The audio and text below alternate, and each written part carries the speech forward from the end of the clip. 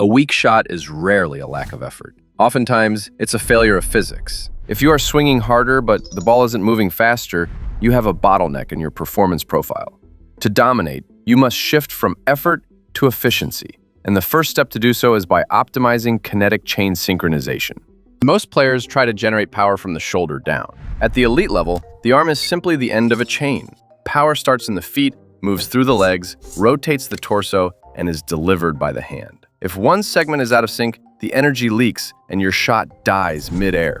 Research shows that about 50% of the energy in a pro ground stroke comes from the legs and trunk. To synchronize your chain, do these drills. 1. Med slams to racket swings. Throwing a medicine ball with maximum explosive effort, followed immediately by hitting tennis balls with the racket at full speed. This primes the fast twitch muscle fibers across the entire kinetic chain. 2. Heavier racket shadow swings. Shadow swings with a weighted training racket or with racket cover on, focusing on the feeling of the legs and core initiating the swing. The increased air resistance or weight makes technical hitches in the kinetic chain more apparent. 3. Step-in forehands. Step into the court as you strike to ensure momentum is moving toward the target. Tension is the enemy of speed. A choked grip acts like a speed limiter on a high-performance machine. When your forearm muscles are tight, they prevent the wrist from hinging naturally. This kills racket head acceleration. Elite power comes from supple strength, which is the ability to stay relaxed until the millisecond of impact. A grip tension of 4/10 allows for maximum whip. A 9/10 creates a rigid, slow lever. Roger Federer's forehand looks effortless because his arm is completely fluid until the millisecond of impact. Stiff joints lead to late contact and heavy vibration felt in the elbow. Here's a table that specifies the amount of grip pressure needed for each shot. To master relaxation, do these drills. 1. 3-finger swing drill, hitting ground strokes while removing the thumb and index finger from the grip for forehands, or the pinky and ring finger for backhands and serves. With fewer fingers to squeeze the racket, the arm is forced to relax. 2.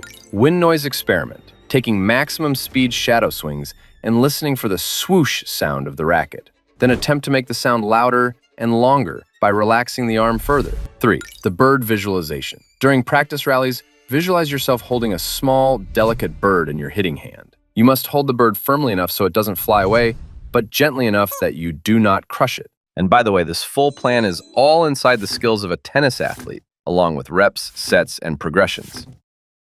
3. Thoracic mobility. The lower back is for stability. The mid-back is for rotation. Most players have stiff upper bodies, forcing their lower back to over-rotate. This limits the reach of your swing and causes short balls. Elite players have high thoracic mobility, allowing for a massive unit turn without moving their hips. This improves reach on wide balls and power on the serve trophy position. So, to unlock your thoracic spine, do these drills. Open books. Lying on your side, rotate your top arm to the floor to stretch the mid-back. Cat-cow promotes segmental mobility throughout the spine. T-spine foam rolling clears stiffness in the vertebrae to allow for deeper rotation. Quadruped rotations teaches the upper body to rotate while the lower body remains locked. Speed is a result of order, not effort. If you move your arm before your hips, you lose the system. Think of a chain. Each segment moves, stops, and transfers energy to the next. In tennis, the legs stop to let the hips turn. The hips stop to let the torso turn. The torso stops to let the arm fly. If you muscle the ball, you are using all segments at once, which is actually slower. The racket head should be the very last thing to move forward. To fix your sequencing, do these drills. 1. The lag drill. Start your swing, but consciously keep the racket head back as long as possible. 2. Slow to fast shadow swings. Start at 10% speed to feel the order, then ramp up. 3. Kneeling med ball throws. Eliminates the legs to force the torso to arm sequence.